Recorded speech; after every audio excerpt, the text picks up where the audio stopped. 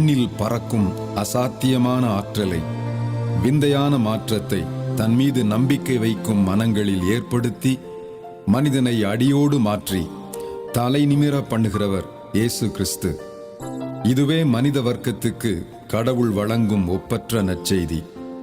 தீமையை அழிக்கவும் நீதியை நிலைநாட்டவுமே தொன்று தொட்டு அவதாரங்கள் நிகழ்வதாக ஆன்மீக பாடம் சொல்பவர்கள் பதில் அளிக்க வேண்டிய கேள்வி, பல லட்சம் அப்பாவி மக்களை ஈவு இரக்கமின்றி காலங்கள் தோறும் கொன்று குவித்த ஹிட்லர், முசோலினி, இடியமீன், ஸ்டாலின் என்று இந்த பட்டியலில் இடம்பெற்றிருக்கும் அரக்கர்களை, அராஜக பேர்வழிகளை அந்த அவதாரங்கள் மீண்டும் தோன்றி அழிக்காமல் போனது ஏன் என்பதே.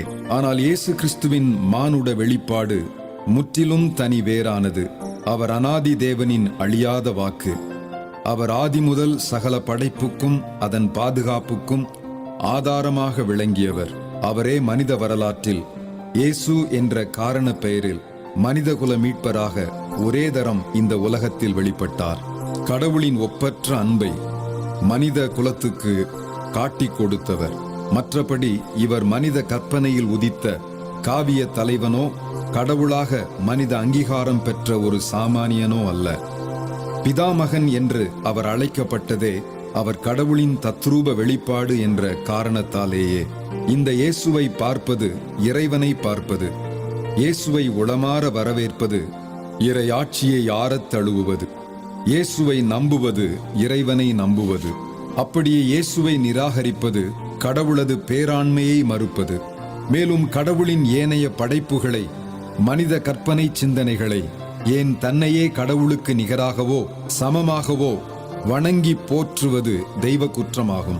இந்த தேவநேய இழப்பால் வரும் மனிதநேய பஞ்சம் மனிதர்களை ஒழுக்க கேட்டிலும், உண்மை மீறலிலும், அனைத்துவித மானக்கேட்டிலும், தான் தோன்றி தனத்திலும் இன்று வரை உலகமெங்கும் சிறைப்பிடித்து ஆட்டி படைக்கிறது.